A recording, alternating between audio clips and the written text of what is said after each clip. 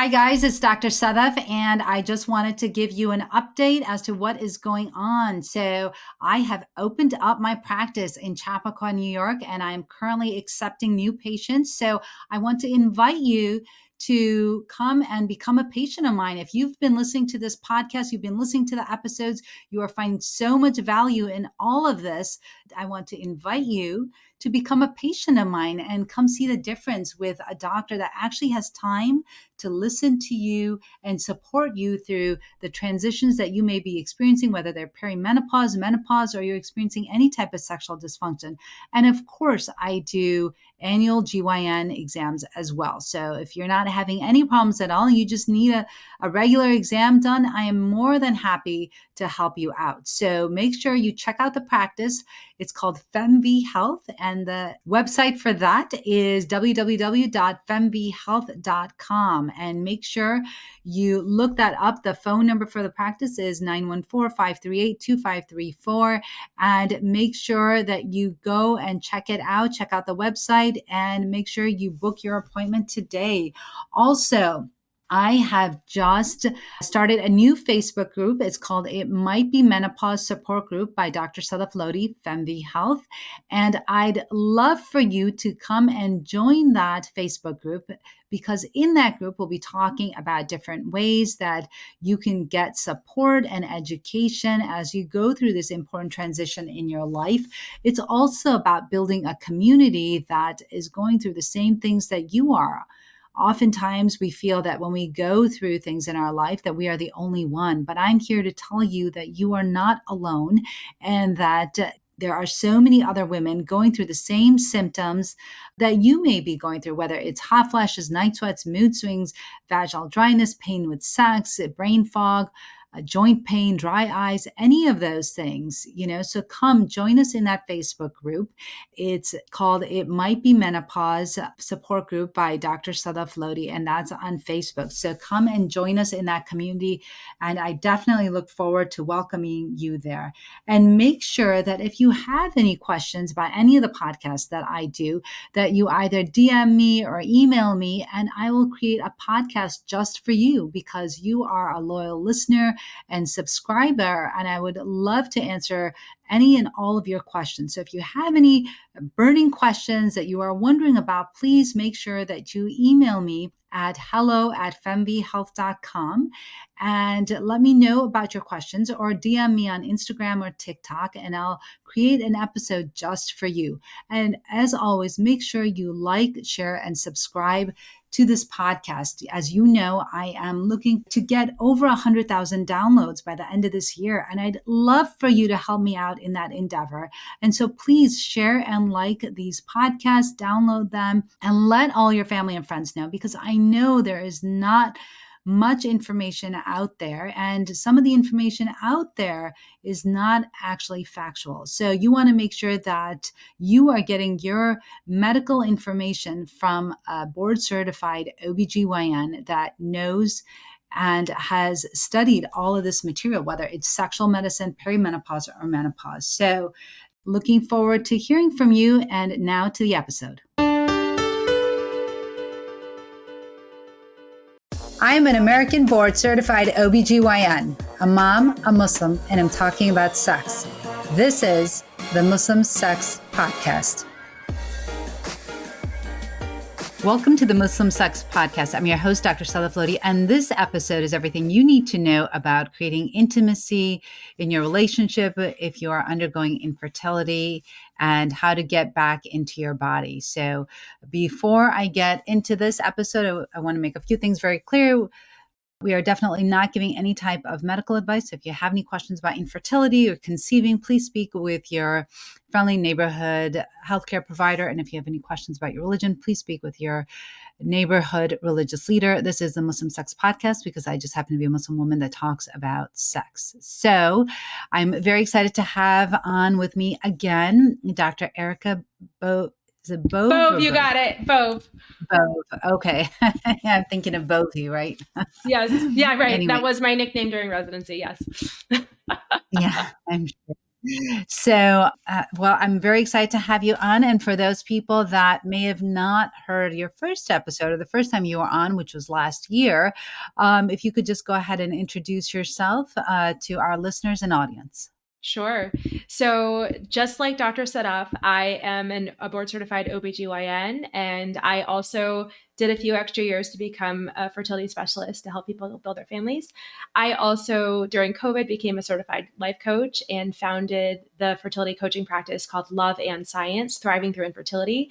I was so tired of people not thriving and merely surviving, and really suffering the emotional consequences of going through the fertility journey. And so I wear both hats and serve mostly physician women, but also professional women in that role as well.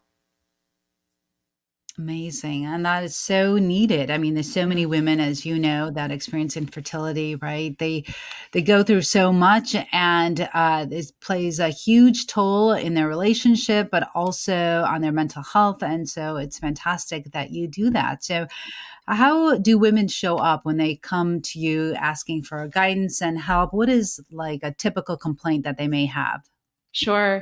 So most of the people who find me have already done unsuccessful fertility treatment. So it's not like, hey, I think I might have infertility. I'm going to see my fertility specialist soon. It's like, hey, like we've done all the treatments, they're not working, and I'm threatened with the possibility of being childless.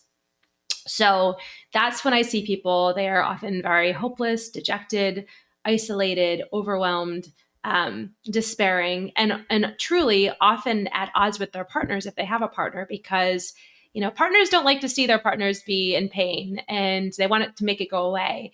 And so when the fertility journey is consistently inflicting pain on the individual and the couple, I think especially the male protective instinct is like, okay, well, let's just make the pain go away. So it's really interesting work because we approach it from many different angles. But I think when people find me, they're really hurting and they're really afraid that they may not have a family. Yeah, and then that's a very good point, right? Nobody, especially when you are in an intimate relationship, you definitely don't want to see your partner get hurt or be hurt, repetitively, especially when you go cycle after cycle and you're not able to conceive. That can be very disheartening and I'm sure cause a huge strain in a relationship, not only financially, but emotionally and, intellectually. I mean, there's so many different ways that this can wreak havoc in a relationship. I'd Sure. love to know and hear how you help women get, I guess, maybe out of their heads and more into their bodies. Sure.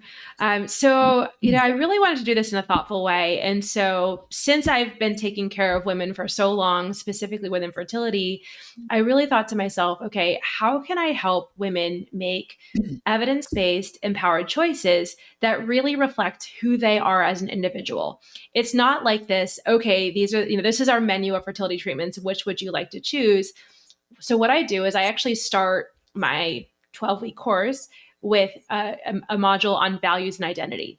So that's the most important thing is like, and I think this aligns with your work as well. Like, who are Mhm. you? What's important to you? What are your top values? And how can you use your values as a filter for your, decisions? And so that's where we start is values and identity. And then so many of us professional women were never really taught how to use the wisdom that is in our bodies in terms of our thoughts and feelings for us, not against us. So the next thing we do after we sort of clarified who we are and what we want is to drop down from our heads into our bodies to understand what's even there, to understand our inner landscape, and then to say, okay, is this how I want to feel? If not, how would I like to feel instead? And what shifts do I need to make to be able to feel more comfortable in my body on a day-to-day basis? So that's actually the starting point, which may sound more generic, but it actually gets to the core of things as people start to need to make these important decisions. Yeah. I think it's so important to, definitely talk about thoughts and feelings. And I do a lot of that when I do my intimacy coaching myself. But, I think it's really important and I think very empowering to realize that, we get to choose our thoughts. And sometimes I feel like, a lot of times we think that, we don't have any control over our thoughts and they just come into our heads and then they just, things just kind of happen, right? And Right. I think when we're intentional about our thoughts and realize that we can choose our emotions, we can choose how to feel, we can choose how to think, then I feel that that is very empowering for patients and or just individuals in general, right? You That's don't have right. to be a patient. And then that in itself, can result in feeling better as opposed to thinking that things are just happening to you. That's right. And also, like a lot of times, we don't even have awareness of our thoughts. They say that 95% of what happens in our subconscious. So, I firmly believe that if we can shine a light on the thought, then we can then decide, okay, is that thought true?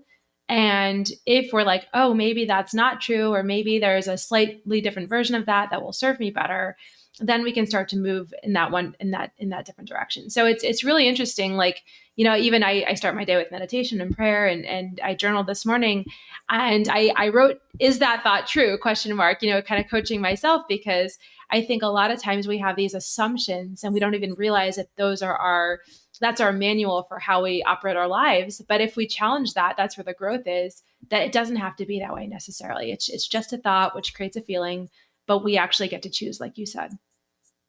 Yeah, no, that's Yeah. fantastic.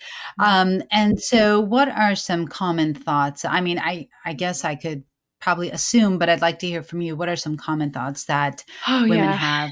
Sure. So one of the most common thoughts is, this is never going to work. Like, I've only gotten bad news, and so, I'm going to expect bad news. There's no way that this could possibly work. So that's a really hard, thought, because it's a hopeless thought. And I always say we just need to have like the door cracked open just a little bit to let the light in. But if it's completely slammed shut, then it's really hard to make any progress. So that's a thought that, we constantly challenge. Or, another thought is really, sad but true, is like, maybe this is, um, whatever higher power people believe in telling me that I'm not supposed to be a parent, or that I'd be unfit to be a parent. And I think sometimes the stories that people create around having infertility sort of shut down the possibility that they could actually become parents. And so just trying to understand how my practice is called love and science, because I think it requires both. But how can we use the science to bring this about? And maybe that thought isn't true. So we challenge that too.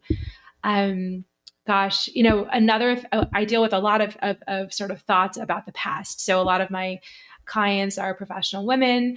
Oh, if I had only frozen my eggs, this wouldn't be happening now. Or, oh, I should have, done this. I should have started trying with my husband much sooner. All those different thoughts that people have. And so a lot of this is, say, mindful self-compassion, having grace. We all make the best decisions we can in the present. It does not serve us to rehash all of that, but to forgive ourselves, and then to figure out how to move forward in a way that, again, aligns with our values and where we want to be.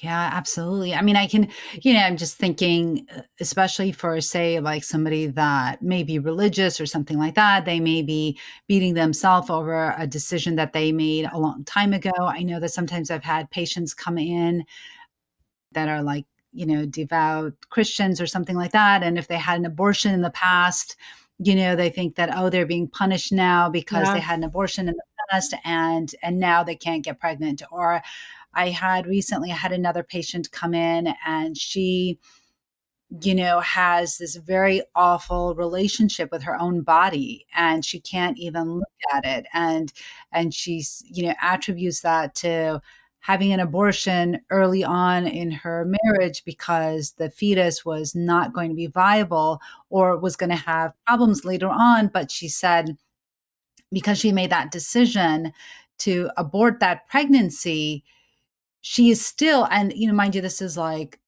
20 years later, but she is still going back to that event and just won't, one, just will not show herself compassion or love for the decision that she made at that time with the information that she had. But she just, it's like a soundtrack in her head that she keeps playing over and over again, that she's a bad person. She should have just, had that pregnancy. It wasn't a big deal, whatever. But she just, she's having such a hard time letting that go. And it's just, she makes herself like continue to suffer, and is still suffering for, for the last 20 years because of a So decision sad. she made at that time. Yeah, absolutely. And it's really, really hard to watch, your client or your patient, whatever, go through this, because, they just keep beating themselves up. They can't forgive themselves. It's really Yeah. traumatic. I mean, it's really awful. It's just, it sounds like there's a lot of healing that's needed there. It sounds like a wound that just continues to fester, and based on some very negative self beliefs. I think one thing that I really help my people with is like, where does your worth come from? Right. And so that's, for a lot of us, we have a religious sort of belief as to where our worth actually comes from. It's not anything external to us, right? But it's sort of, it's just, higher than us and through us. And so that's one thing that I help a lot of people with, whatever their background is, to say, okay, like, do any of these external choices or any of this bad news that you're getting, does that reflect who you are as a person? And separating that out, because that's a huge thing, right? Or especially a lot of us professional women have gotten our worth over the years from accomplishments and such. And this is not something where if you work harder that it necessarily happens. Sometimes you actually have to take a step back and work less hard, or think outside of the box. And or what if you met your partner when you're 40 years old? That happens. And Yeah. Yeah. that's tricky as well. So there's all these different scenarios, and that's, like you said, with your patient, like that's why you meet the person where they are, figure out what they need the most, and then figure out where to start with the healing.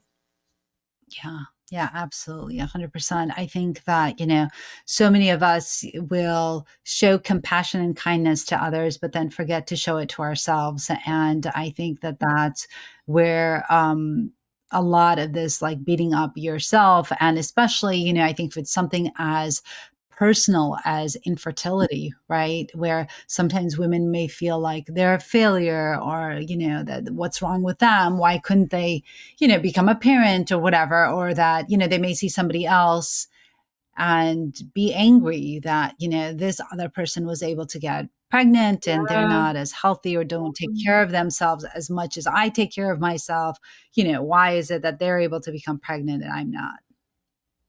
That's 100% true. And there's so many things that we don't understand in this realm. And I always say, and I think this probably applies to your patients too, like, so many of us as women just are not taught self compassion. And I think there's this fear that if we allow that in, that we'll become like lazy or complacent or any of that, like those sort of bad scenarios. But there's so much data that if we actually become more self compassionate towards ourselves, that our brains work better. We can think about creative solutions. It feels better. And so for me, Kristen Neff has been very revolutionary in my own understanding of mindful self compassion. And she has a workbook. I recommend it to all my clients. I think also surrounding ourselves with people who also believe in mindful self compassion, so we can celebrate the little wins. Say we make a mistake and something doesn't come together like we thought it would. And then we can sort of text a friend and say, hey, mindful self compassion win. I felt this way, and maybe 6 months ago I wouldn't have felt that way. I think as we think about intimacy, we have to realize that we're not aiming for perfection here, right? So much of the time we think, oh, perfect, perfect, it has to be this way. But mindful self-compassion, it's like in our very humanness, this is who we are. Yes, we're growing. This is who we are. How can we use mindful self-compassion to our advantages, really to love ourselves better, which then in your work helps to flow out in terms of people having better, intimate relationships and lives. And in my work, it helps people connect with their bodies and also their partners, of course. That's an important part of the process, but connect with their bodies in a way that allows their inner wisdom to allow things to happen that have previously been blocked. It's extremely powerful. I wish I could bottle it up. All I know is it works. And we have to help people give themselves permission to let things Yeah. happen, because I think there's a lot of blockages there.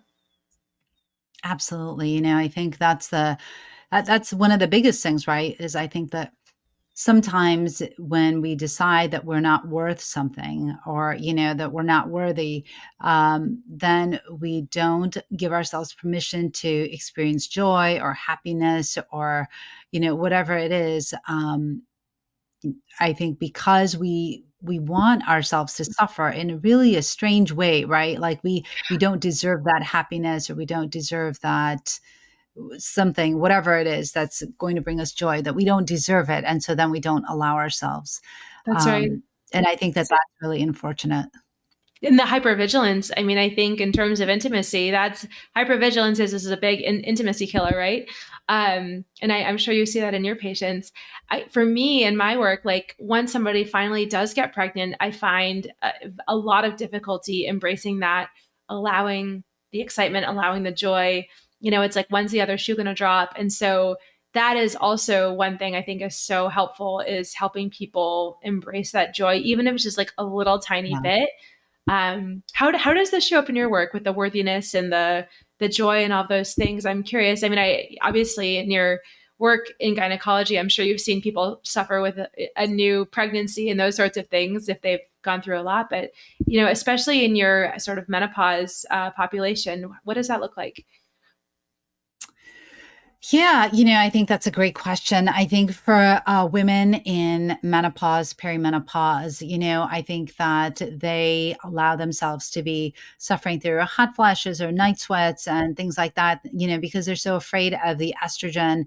They think that it's going to cause breast cancer. And even if you tell them that, all of those studies were debunked, not debunked, but I mean, there was so much value to that study, right? The WHI study that came out in 2002. But some of the ideas or some of the conclusions that they had from that study, which said that estrogen, caused all this breast cancer, is now it's not true. And we know that it was really the progesterone arm of that study, that medroxyprogesterone acetate, that was the one that was, implicated in that slight increased risk of breast cancer, and not really the estrogen. We know that estrogen actually by itself alone can decrease your risk of breast cancer. I think patients still have a hard time believing that, and there's so much fear around hormones.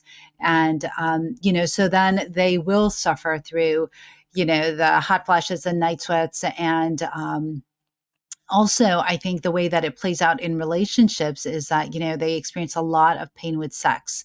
And even though we know that vaginal estrogen really helps with that, and is not, doesn't go all over the body, and really can help with lubrication and increasing the blood flow to that vulvar area, and will prevent recurrent UTIs, and we will prevent overactive bladder. Still, there's that fear in the back of the head that, estrogen is going to cause all these problems. And we know, in fact, for patients that have a history of breast cancer, that it's even safe for them to go ahead and take that vaginal estrogen. So I think the idea that, you have to suffer and that there's really nothing available. And also, sometimes what patients will say to me is that, well, menopause is a natural phenomenon that happens. And so why am I going to try to change it, right? Why am I trying to become younger? Which I think is really odd. And I'd never thought of that before until somebody said that to me. They said, well, I'm not trying to stop what's happening. I think it's just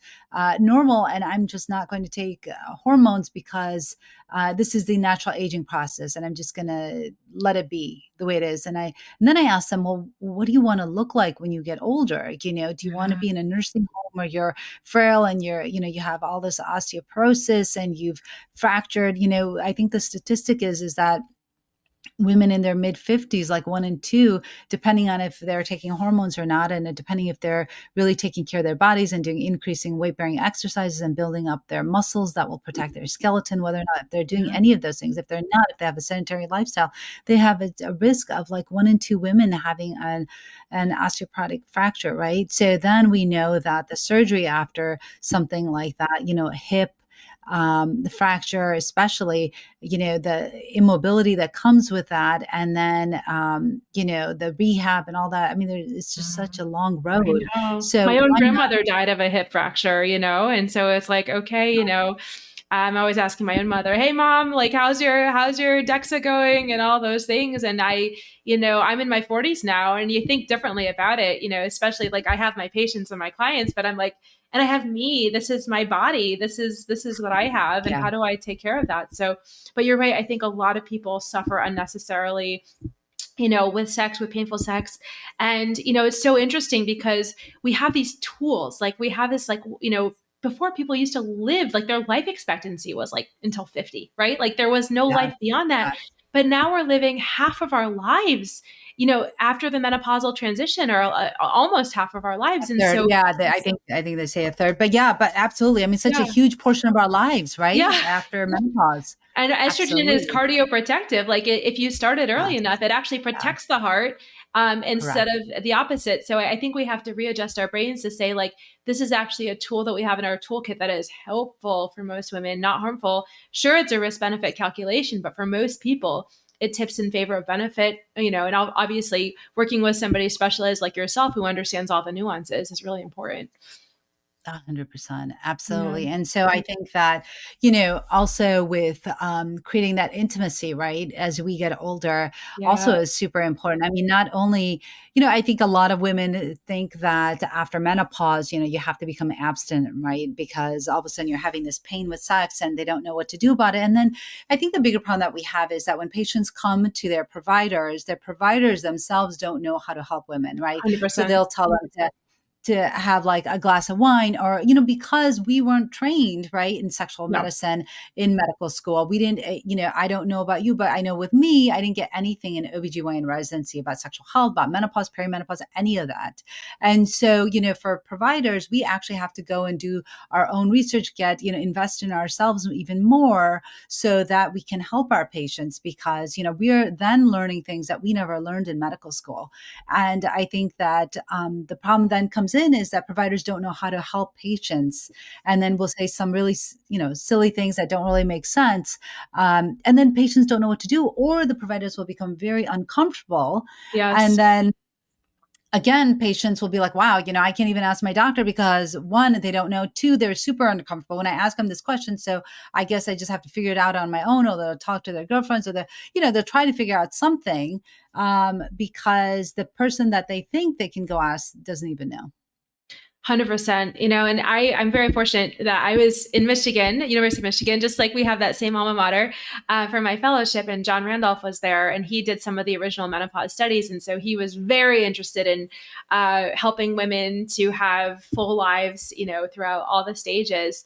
But even still, I feel like that's a weak spot and something that I need to continuously learn about. I would say my parallel in my work helping people get pregnant is this sort of notion of timed intimacy, right? And I'm not against Mm. scheduled sex at all.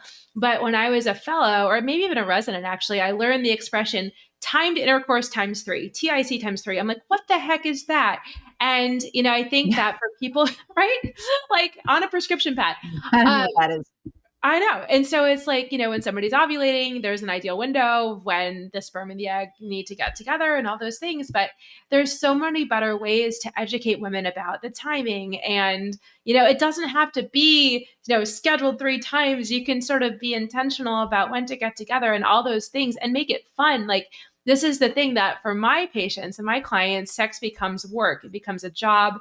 It becomes not Yes. intimate because it's purely functional. And it's, even pleasure is like an afterthought. It's like, okay, we just have to get the sperm to the right place at the right time. And like that is so counterproductive as we think about emotional intimacy, physical intimacy, all of it. And I see a lot of couples in my practice, and you almost kind of can sense when this is happening because the body language will tell you, like the chairs are faced in opposite directions. If a person usually the female starts to cry, the husband is much more distant, rather than a couple there where they support each other and lean on each other, face each other, touch each other's hands, all those small gestures. And so, I think about that because infertility is not the only hard thing that happens to people, right? People have death of family members, they have other times that are more difficult. But my question is, how can we help people turn towards each other? And maybe it's in those small gestures that, physical touch that is not, fully sex, but sort of being a human, appreciating that there's another human with whom there's intimate touch and all those things. But that's something I really work hard in my practice. And sure, I have endometriosis patients who have sex and, painful sex and all those things. But from my perspective, how can you align something that, sure, it needs to be functional at certain times, but doesn't steal all the joy and the pleasure and excitement around something that is, absolutely beautiful gift. Absolutely, 100%. And, I think you mentioned a little bit about the different forms of intimacy, right? And I also try to make sure that my patients and clients know and understand that it's not all about physical intimacy, that definitely you can have, emotional intimacy, intellectual intimacy, experiential intimacy. There's so many different ways. And so to keep that connection going with your partner, right, you can do different things, like even like what you said, like holding hands, cuddling, taking a walk together, doing something so that it creates that connection that I think a lot of people will seek, right? And I think that, we can start talking about the human sexual response cycle, but, that Rosemary Basson, she came up with in 2001. But basically, it talks about how, you have to be, people sometimes will ask about like, what happens first, either is it desire or arousal. And, what she mentions is that it, sometimes they can happen at the same time, or sometimes you can have arousal even before the desire, but you have to be open to a sexual stimuli for that to even occur, right? And that happens with if you have that emotional intimacy, because if you have so many things going on, like what you talk about, and in sexual medicine, we talk about the biopsychosocial model, but, when you have something going on that is causing a lot of stress, right, that's going to make you maybe not as receptive to sexual stimuli. Or if you have, where something becomes a chore, right? So you're having this timed intimacy, timed sex, and all of a sudden now it's no longer pleasurable. It becomes a chore. And anytime something becomes a chore, you're not going to find pleasure in it, right? And No, like you no, it's said, like check it off the you're list. just Yeah, not. no. Exactly, or Yeah. if you have so many things going on in your life and that's just one more thing on your list, again, it's not going to be pleasurable and you're not really going to want it. So, different ways to create intimacy in a relationship. And especially when you're going through hard times, like, experiencing infertility, I think it's really important to try to maintain that intimacy so that you are open to each other. And like you said, turn toward each other and not away from each other, because you can tell just by physical, just the way somebody's sitting, just the way, what they do and how they're responding to each other.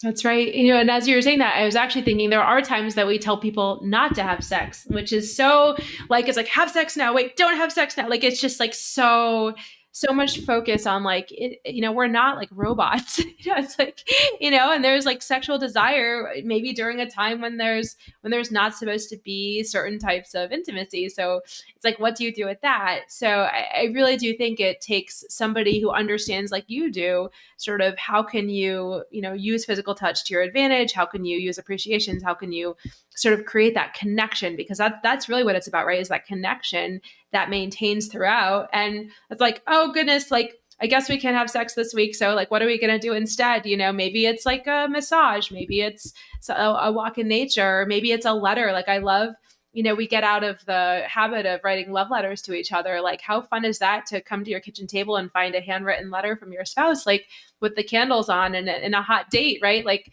maybe combine time intercourse with a hot date. Like, maybe the intercourse is not the main focus, but it's about the desire and the arousal and the connection and the fun that can happen with this. So I think we just need to think more broadly about it, to think that we're human beings, not robots, and how can we foster all of ourselves during these times, menopause, infertility, Yeah. whatever it might be.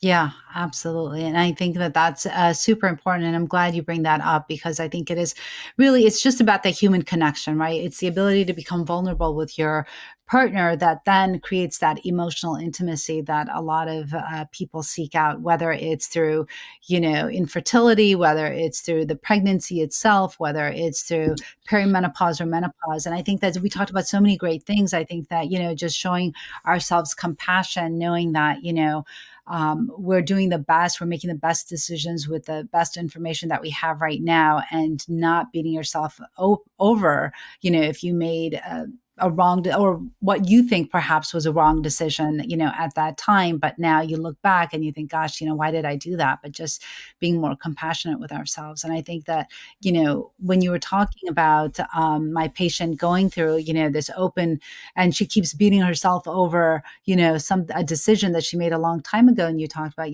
how she requires, there's like an open wound that keeps festering, right? And I think that if she were able to show herself that compassion and kindness, and maybe it would give a chance to that open wound to finally heal. Yeah, sometimes we, I think, as um, doctors, sometimes we can create that trusting space. It takes time, so it's something that sometimes can't happen, quickly or easily. Takes a lot of time. But I know in my own healing in my own life, when I couldn't figure out how to heal myself, I would lean on the people that I trusted, and I would say, "Well, I can't believe this about myself yet, but if my good friend believes this about me, then I'm going to trust her because I do believe her." And then that neural rewiring happens such that then I started to believe certain things about myself. And so I do think, we don't heal in isolation. We need people who can give us permission, who can hold safe spaces. And so I have hope for your patient. I really do. I think it might Yeah. involve some intensive rewiring, but I also think that, as you've been doing too, showing up with love, showing up with permission, showing up with healing and grace and all those things, like, I do think there's a way through for her. It's just, healing isn't easy. And like you said, vulnerability is not easy. I don't think we can do any of this without vulnerability. And, I don't know about you, but for me, that's something that I'm constantly sort of aware of, is like, okay, there's this like type A super achievement part of myself. Then there's also the part that craves human relationships and intimacy and all those things. And so how can I not just be so compartmentalized, but how can I be this integrated human, who allows for all the things? That's something that I spend a lot of my time thinking about and working on actively. Yeah, I think that's fantastic. I think that when you talk about vulnerability, I think that we as physicians, right, we're taught not to be vulnerable. We're taught to always have, be strong, especially as surgeons, right? I mean, that, I know that. If we show that we're vulnerable, if we show that we're, maybe I'm really feeling exhausted right now, after doing a 24-hour shift, right? But now I have to do a clinic right after this, right? Instead of just saying, what, this is just too much. I'm exhausted. I need to go home. We kind of just keep pushing through it, and and are like, well, no, I need to do this. It's expected of me. I can't show any weakness. I can't be tired. I can't I can't get upset with people because I'm exhausted. No, I just have to keep pushing through. And I think that even though we are the healers, right, we're not allowed to heal ourselves. And there's so much there, right? Where there's so much. I feel like in medicine we have a lot of toxicity, and I feel that in OBGYN residency, and I'll say it, it's one of the most toxic residencies, right? 100%. And I'm sure you probably feel that too. I know that I felt it when I went through residency. Same. And not only does it feel like hazing at times, just you just can't say no. You can't show weakness. You have to just keep going.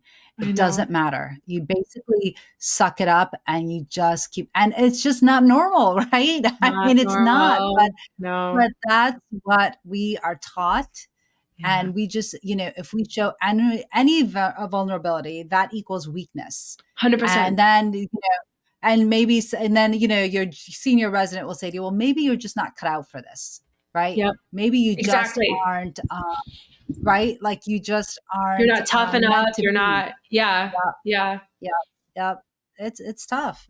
I think that OB is really tough. But anyways, Yeah. you and I could Well, talk but about that yeah, I forever, mean, I that's think. like, the older I get, the sometimes it's not about the learning we need to do, but the unlearning, right? And it's like, I think sometimes all this learning that we have prevents us from having these wonderful relationships that we crave. And so It was just at this retreat, we know all the same people, of course we do, where it's like about how do we chip away everything that's not us to become the David, right? So what is it that we've learned that we actually need to shed and unlearn so that we can be the people that we're meant to be, with the fullest lives, with the best relationships, the most fulfilling sex lives, whatever it is, whatever that we're, with the highest chance of pregnancy, like whatever it is, like there's so much that needs to just be shed instead of stuff that we need to take on. And that's deep work, because hey, for 4 years, when you're taught that every single day that you're not good enough or whatever else, like, but I really do think that it's our vulnerability that's our strength. It's our ability to form these human connections that makes a difference, and our ability to surround ourselves. Like, I'm so grateful you're in my circles, Dr. Sadaf, because I learned so much from you and I'm so inspired by you. Like, I choose you, rather than all the other, sort of people I know, acquaintances who are bad examples, because you lift me up, you lift up other humans, you inspire your patients, you have the knowledge, you create something in the world that is different than what anybody else has ever done. Like, just the sheer, like, we're on the Muslim Sex podcast, that is amazing, and that you promote that in your community, you promote that in your patients. And so, but that's what we need to do. Is I really do think we have to start with ourselves and build our villages out, and that's truly what's going to heal ourselves and change the world. That was amazing. Thank you so much for saying all that. I think that's very sweet. And I think that what you are doing is absolutely amazing. I've never had anyone, right? Infertility coach. I mean, so many of the women that are experiencing infertility are hurting. And I think it's really important to have somebody that understands infertility, like literally from inside out. I mean, you know it, you deal with it all the time with your patients, but then you can also show that compassion and love That's right. and teach others how to show compassion and love to themselves. So I think that's Even fantastic. this morning, I woke up to a text message from a surgeon, a client of mine who had a positive pregnancy test. And it's like, these are the things that give me joy. These are the things that keep me going, because it's like, this is somebody who does breast cancer surgery and takes care of so many people, and is trying to build her own family. And it's like, this is what we do, is we all have a role to play. We all, serve. And it's finding out what our unique gifts are and how we can serve in those ways to really help people reach their highest potential. Absolutely. Well, thank you so much. So Yeah. this has been such a wonderful conversation. So all those people that are listening and watching you, they would love to know how they can work with you. So how can they get in touch with you, Sure. even if they are themselves experiencing infertility and are looking for somebody that's kind and compassionate and, really easy to work with, how can they get in touch with you? Sure. So the most comprehensive place is my website. It's loveandsciencefertility.com. I also have a podcast, which, I really hope to provide a lot of value in the podcast and help people navigate their journeys. So that's the same title, Love and Science Fertility. I have LinkedIn, Facebook, Instagram, all those things, but the website is the best place. I do free consult calls to see if working together would be a good fit. And I think the more we can collaborate together, the better, because I mean, we have so many patients and clients with so much crossover of these things. And it takes a multidisciplinary approach for sure. Absolutely, 100%. Well, this has been so fantastic, and you've provided so much value. So I really appreciate you coming on and talking to the listeners that we have here. And well, it's been real and really intimate. And of course, this is not meant to be any type of medical advice. So if you are having issues with infertility, please speak with your healthcare provider. And until next time, this is the Muslim Sex Podcast. So thank you for listening to the podcast, and make sure you leave us a review, share and like the podcast. And if you leave me a review, I'd love to shout you out on social media. So be sure that you share it with all your friends. And thanks for listening.